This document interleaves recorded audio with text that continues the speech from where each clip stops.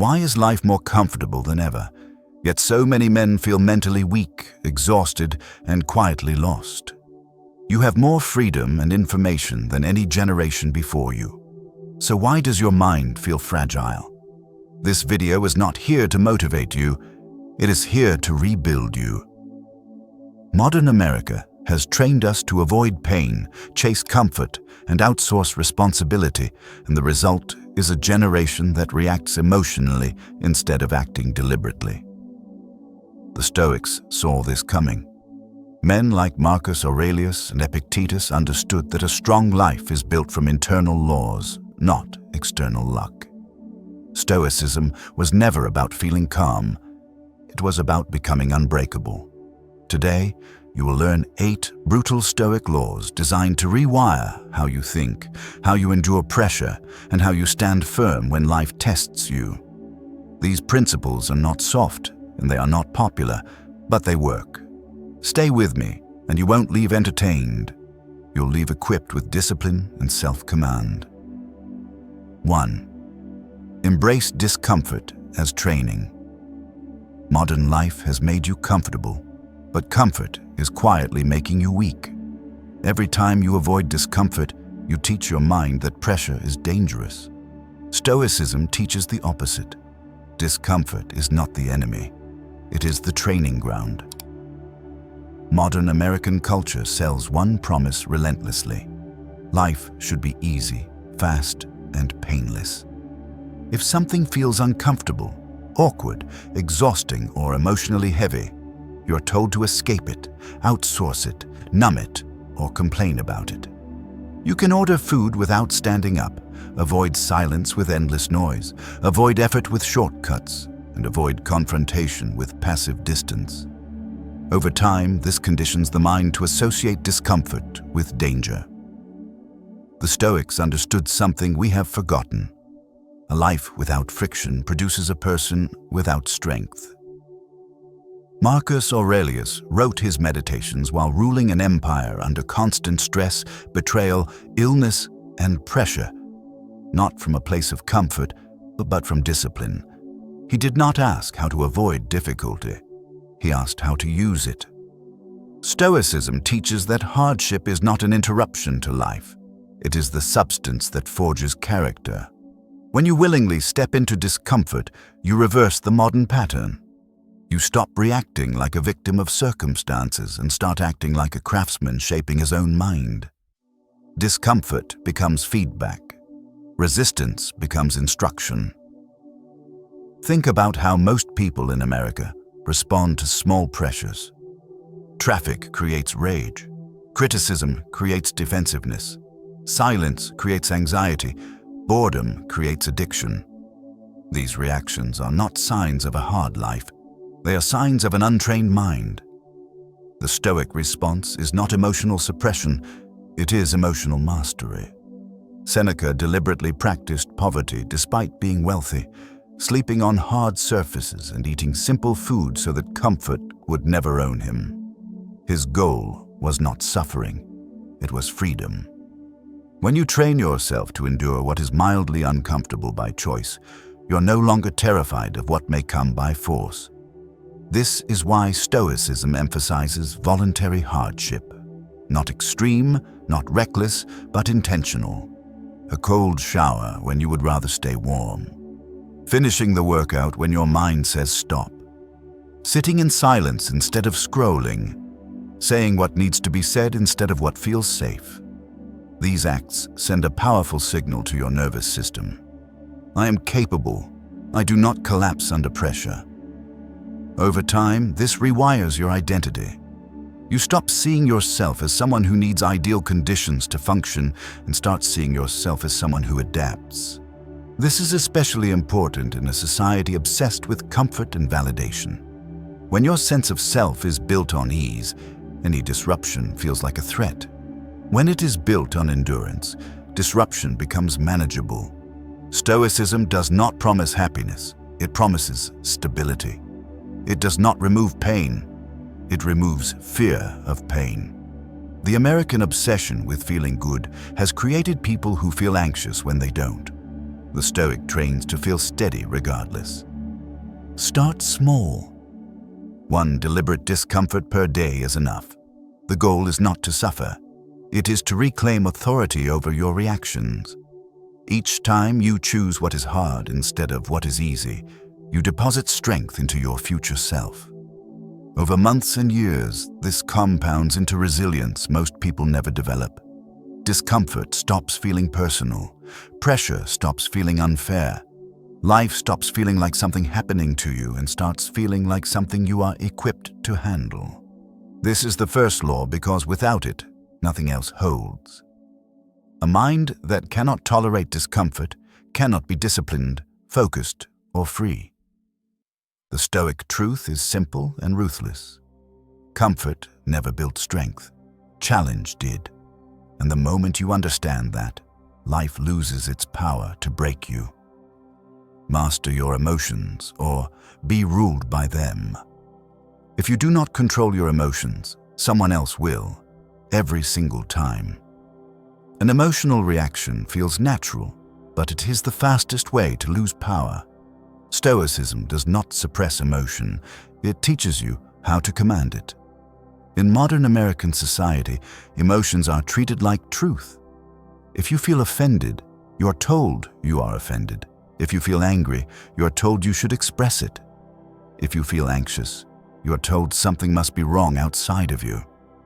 This emotional culture trains people to react instantly and justify it later. The Stoics saw this as a form of slavery. Epictetus warned that when you hand control of your inner state to external events, you give away the only thing that truly belongs to you. Emotions are not the enemy, but unmanaged emotions turn you into a puppet. Every outburst, every impulsive text, every rage-filled argument is proof that something outside of you pulled your strings. Stoicism teaches a brutal but liberating truth. Between stimulus and response, there is always a choice. That space may be small, but it is where freedom lives. Most people never train it. Think about everyday American triggers. Traffic makes grown men curse strangers. Social media comments ruin entire moods. A cold tone from a partner leads to hours of mental spiraling.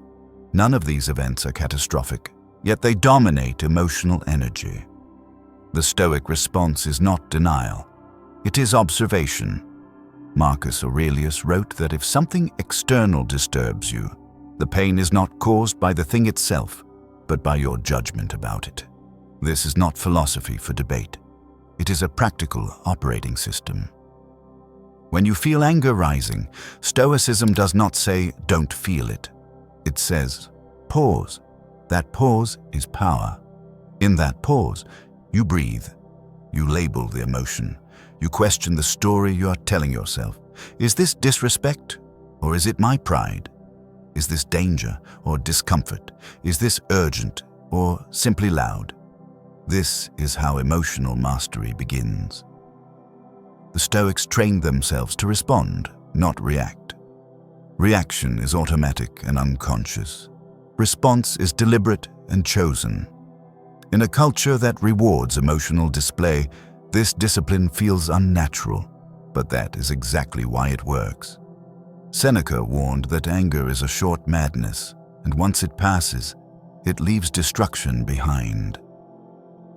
Look at how many American lives are shaped by moments of unchecked emotion, careers damaged by one email, relationships ended by one argument, reputations destroyed by one impulsive decision. Emotional control is not repression, it is intelligence. The Stoic understands that emotions are signals, not commands. They provide information, not instruction.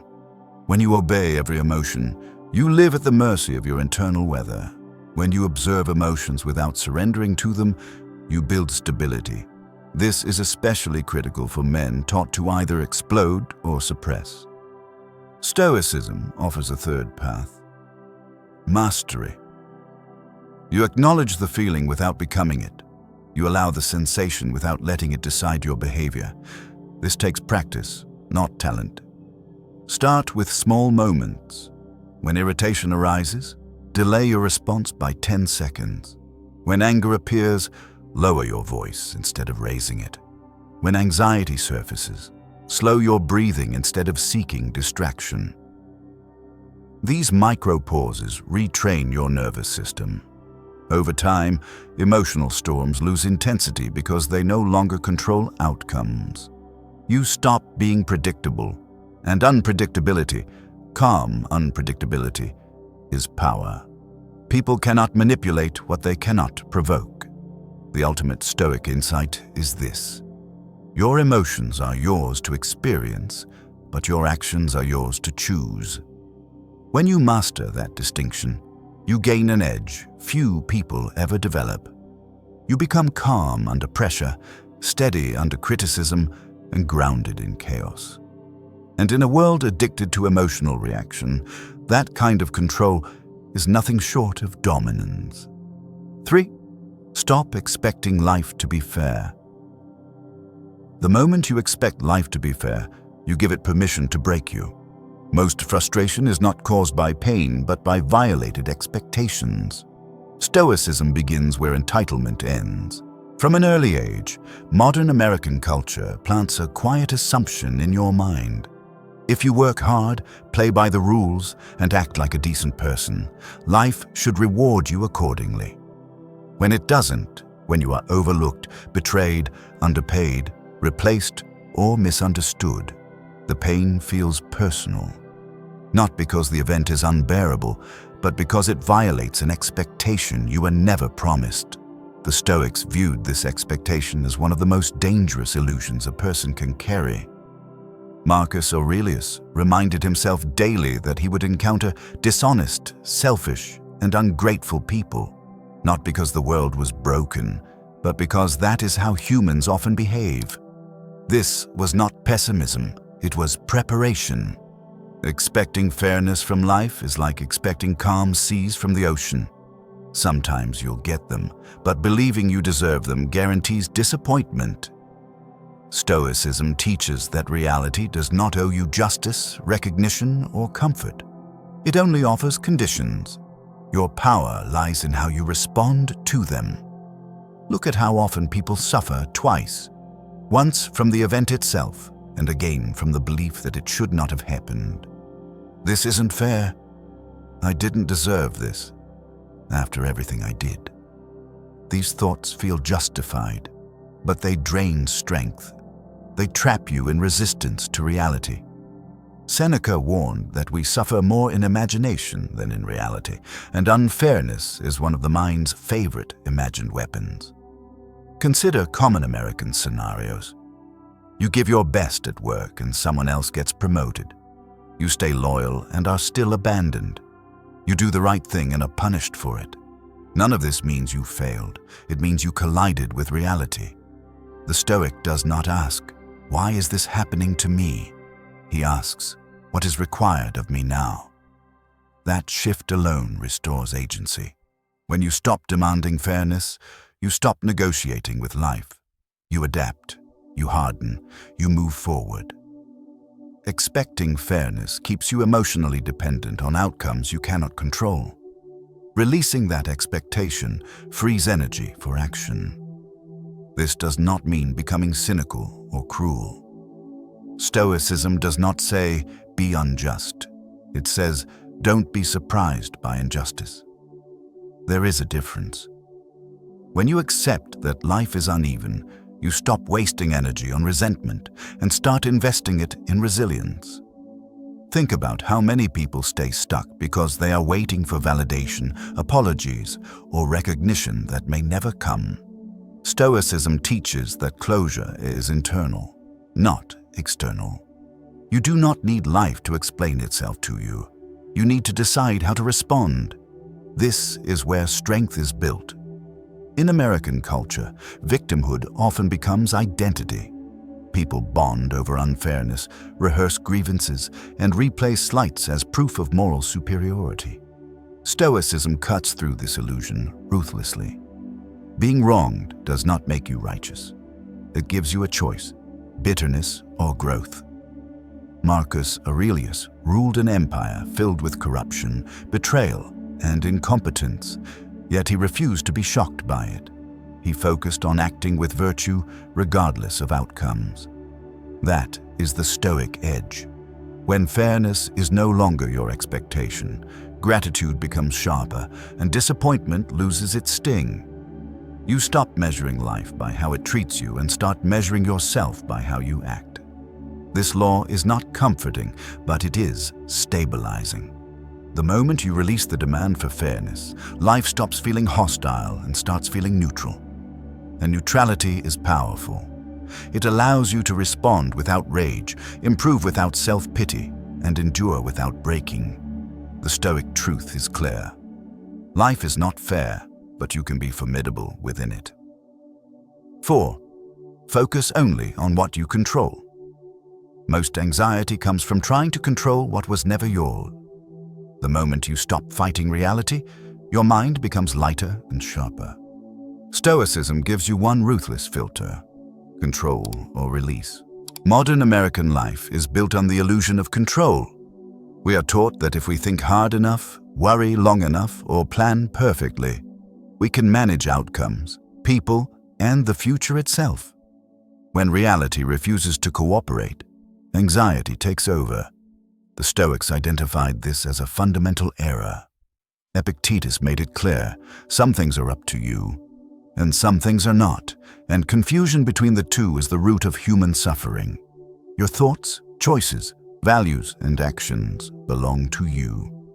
Other people's opinions, past events, outcomes, timing, and luck do not. Yet most people reverse this. They obsess over reputation while neglecting character. They worry about results while ignoring effort. They try to manage how they are perceived while abandoning how they behave. This misplacement of attention drains energy and creates constant tension. Think about how much mental space is consumed by things you cannot command. Whether someone replies, whether you are liked, whether plans work out, whether others act fairly. Stoicism does not call this caring. It calls it wasting strength. Marcus Aurelius compared life to steering a ship in a storm. You cannot command the wind or the waves, but you can control the helm. Anxiety comes from trying to command the ocean. Peace comes from mastering the steering. When you narrow your focus to what is truly yours, the noise fades. You stop chasing approval and start refining action. This shift is especially powerful in a culture obsessed with image. Social media trains people to monitor reactions, likes, and validation, none of which are controllable. Stoicism pulls you back to something solid: its intention and effort. When something goes wrong, the Stoic asks one question: is this within my control? If yes, act. If no, release. This is not passivity, it is precision. It directs energy only where it produces results. Over time, this practice builds emotional stability because you stop tying your mood to external variables. You may not control outcomes, but you always control conduct. That alone restores dignity. Imagine how different daily American stress would feel if people stopped rehearsing worst-case scenarios and started executing best-case behavior. When you focus on your response instead of the situation, you regain agency. Problems stop feeling personal. Obstacles stop feeling threatening. You stand centered regardless of conditions. This law is not about shrinking your ambition, it is about sharpening it. You do not give up on goals, you detach from obsession. You show up fully, act with discipline, and let the rest unfold. When control is misplaced, the mind fractures. When it is aligned, the mind steadies. The Stoic truth is uncompromising. Control yourself, and you will never be powerless. 5. Practice voluntary hardship. If you never choose hardship, life will choose it for you. Comfort makes you dependent. Voluntary hardship makes you prepared. Stoics train for adversity before it arrives. Modern American culture treats hardship like a malfunction, something to be avoided, complained about, or medicated away as quickly as possible. The idea of choosing discomfort on purpose sounds irrational to a society trained to optimize ease, but the Stoics saw voluntary hardship as one of the most powerful tools for mental freedom. Seneca practiced living as if he had nothing, even when he had everything, because he understood a brutal truth: what you fear losing already owns you. When your sense of safety depends on comfort, stability, and convenience, you become fragile. The smallest disruption feels catastrophic. Stoicism flips this dynamic by teaching you to rehearse difficulty while conditions are calm, not to suffer, but to remove fear. Voluntary hardship builds a psychological surplus. When life becomes demanding, and it always does, you're not shocked, you are familiar. Think about how many people collapse not because the challenge is unbearable, but because it is unfamiliar. Financial pressure, physical exhaustion, loneliness, uncertainty. These are not rare events. Yet most people encounter them untrained. Stoicism prepares you differently. By choosing small, controlled hardships, you expand your tolerance window. Cold exposure, simple meals, physical exertion, delayed gratification, silence. Each one reminds your nervous system that discomfort is survivable. Over time, this dissolves anxiety. You stop catastrophizing, you stop bargaining, you stop panicking. In American life, where convenience is abundant, voluntary hardship restores balance. It sharpens gratitude without dependency.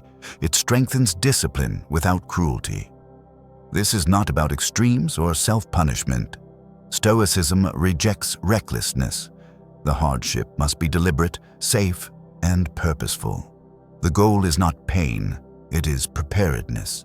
When you willingly endure what is slightly uncomfortable, you become immune to what once terrified you. This is why Stoics were calm in chaos. They had already met discomfort on their own terms. The result is quiet confidence. You know you can function without ideal conditions. You know you don't need everything to be perfect to move forward, and that knowledge is power. The Stoic rule is simple. Train while times are easy, so you are not broken when times are hard. When hardship becomes familiar, fear loses its grip, and life loses its leverage over you. 6. Detach from outcomes. Commit to action. When you tie your self-worth to results, you hand your peace to chance. Obsessing over outcomes is the fastest way to lose consistency. Stoicism teaches discipline without attachment, and that is where power lives. Modern American culture worships results.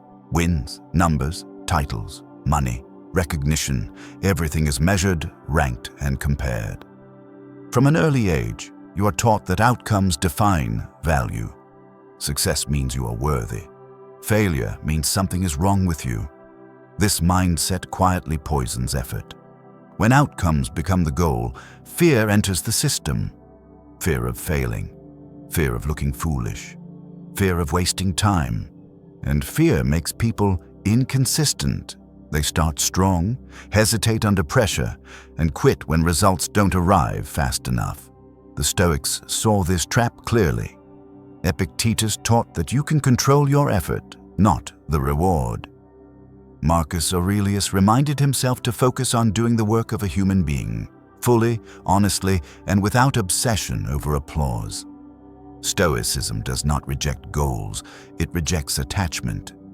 When you are attached to outcomes, every delay feels like rejection. Every setback feels like proof you should stop. Detachment removes this emotional volatility. It allows you to act with clarity regardless of immediate payoff. Think about common American struggles. People quit the gym because progress is slow, abandon businesses because success isn't instant, stop creating because validation doesn't come quickly. In each case, the issue is not discipline, it is outcome addiction. Stoicism breaks this addiction by shifting the metric of success. The Stoic asks, did I act with effort, intention, and integrity today? If the answer is yes, the day is a win, regardless of results. This creates something rare, sustainable discipline. When your motivation comes from internal standards rather than external rewards, you become difficult to stop. You no longer need perfect conditions or constant feedback. You show up because showing up is who you are. This is especially powerful in a culture built on instant gratification. Stoicism trains you to invest without immediate return, to plant seeds without standing over the soil demanding growth. Over time, this compounds into mastery. Athletes, craftsmen, entrepreneurs, and leaders who last all share this trait. They respect the process more than the outcome. They understand that results are lagging indicators of behavior. Stoicism turns this understanding into a rule of life. Detachment does not mean indifference. It means commitment without desperation. You work hard, prepare seriously, and act fully. Then you release what happens next. This protects your nervous system from burnout and your identity from collapse. When results come, you accept them calmly. When they don't, you adjust without drama. This emotional stability is an advantage most people never develop. In American society, where comparison is constant, detachment becomes armor. You stop measuring your progress against others and start measuring it against your own standards. The work becomes cleaner. The mind becomes quieter. The effort becomes consistent. Over time, outcomes improve precisely because you stopped chasing them emotionally. The Stoic paradox is this: when you stop needing results to feel whole, results come more easily. But even if they don't, you remain intact. The law is simple and unforgiving. Commit to the action, detach from the outcome. When your worth is tied to discipline instead of reward, you become unstoppable. Not because you always win, but because you never quit. 7. Live with the awareness of death. Most people live as if time is unlimited, and that illusion quietly destroys their urgency. Remembering death is not morbid, it is clarifying. Stoicism uses mortality to wake you up, not scare you. Modern American life encourages delay. There is always next year, when things settle down, after I'm ready, or once I feel confident. Days blur together, routines repeat, and life slowly turns into maintenance mode. The Stoics saw this as one of the greatest dangers to the human spirit. Marcus Aurelius practiced memento mori, remember that you will die, not to dwell on darkness, but to sharpen focus. When you truly accept that your time is limited, excuses lose their power. Procrastination becomes irrational. Pettiness feels embarrassing. You stop saving your courage for a future that may never arrive. Stoicism teaches that death is the ultimate truth that makes all other truths honest. Without it, people drift. With it, priorities snap into place. Think about how many Americans stay in lives they secretly resent. Careers that drain them, relationships that numb them, habits that waste years. Not because they want to, but because they assume there is time. Awareness of death cuts through that assumption. Seneca warned that it is not life that is short, but that we waste much of it. This is not motivational language. It is arithmetic. Days spent avoiding discomfort, numbing emotions, or waiting for permission never return. Stoicism does not tell you to live recklessly. It tells you to live deliberately. When death becomes a quiet companion in your thinking, you stop arguing with reality. You start asking better questions. If this were my last year, would this matter? If I died tomorrow, what would I regret not doing? These questions are uncomfortable, but they are honest. And honesty creates momentum. In American culture, where distraction is endless, mortality brings focus. It reminds you that energy is finite, attention is precious, and courage is required now, not later. Living with death in mind does not make you anxious. It makes you present. You listen more carefully. You choose more intentionally. You forgive faster. You act sooner. The Stoic does not fear death. He uses it as a measuring stick, It filters out nonsense and exposes what truly matters. When you stop pretending you have unlimited time, your actions gain weight. Your words gain care. Your choices gain integrity. The law is simple but demanding. Live as if your time is borrowed, because it is. When you do, life stops slipping through your fingers and starts responding to your will. 8. Live by virtue, not validation.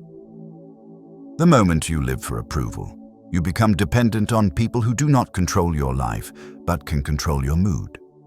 Validation feels good, but it quietly erodes your character. Stoicism teaches a harder standard: live right, even when no one is watching. Modern American culture runs on applause. Likes, praise, recognition, status, and attention have become invisible currencies that shape behavior. Many people do not ask, "Is this right?" They ask, "Will this be noticed?" Over time, this rewires the mind to chase approval instead of integrity. The Stoics saw this as a dangerous trade. Marcus Aurelius warned himself repeatedly not to waste his life worrying about what others thought, because public opinion is unstable, shallow, and outside your control. When your sense of worth depends on how you are perceived, you become reactive. You say what is popular instead of what is true. You avoid what is right if it risks disapproval. You perform instead of live. Stoicism replaces this fragile system with something solid: virtue. Virtue, in Stoic terms, means living with wisdom, justice, courage, and self-control, regardless of external response. It is an internal scoreboard. You judge yourself by how you act, not how you are received. This is especially countercultural in America, where image often outweighs substance.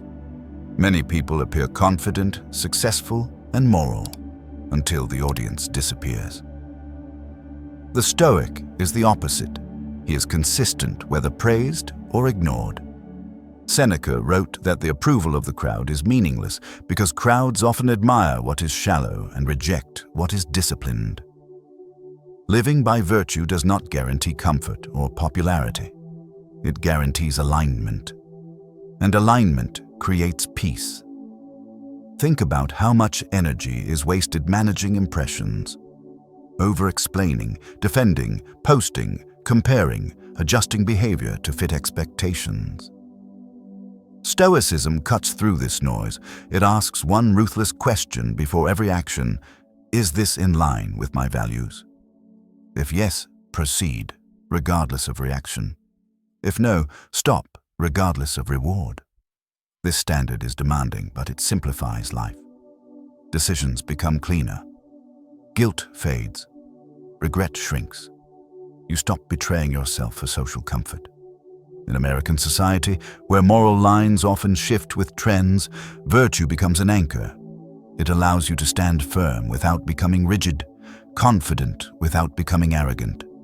Living by virtue also protects you from resentment. When you do the right thing for the right reason, outcomes lose emotional leverage. Praise doesn't inflate you. Criticism doesn't destroy you. You know who you are because you've defined it internally. This is real self-respect. The Stoics believed that a good character is the only possession that cannot be taken from you. Money can disappear, reputation can be damaged, health can decline, but integrity remains if you guard it. That is why this law comes last. All the others strengthen your mind, but this one gives it direction. Discipline without virtue becomes cold. Endurance without virtue becomes empty. Stoicism aims higher. The final Stoic truth is uncompromising. Live for what is right, not for what is rewarded. When you do, you stop needing approval to feel whole, and no crowd can take that power away from you. Stoicism was never meant to make your life easier. It was meant to make you stronger. In a world that weakens people through comfort, distraction, and validation, these laws return power to where it belongs. Inside you. What you've just learned is not theory. It is a way of operating in a chaotic world without losing yourself.